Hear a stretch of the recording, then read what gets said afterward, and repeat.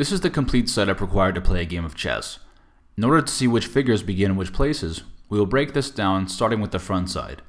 A chessboard has 64 squares, 23 light squares and 23 dark squares. Every side of the board measures 8 squares across. We will begin setting up our pieces on the top 8 squares. To start, the center 2 squares are the most important. You should begin setting up by placing the queen on the square with the same color as the queen. The light colored queen begins on the light square and the dark colored queen begins on the dark square, so that they face each other. Next, we will place the king figure. It is always positioned next to the queen.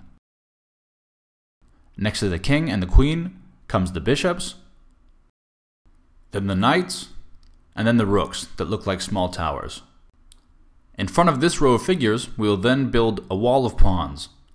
As soon as the first side is finished, you can start setting up the second side as a mirror image.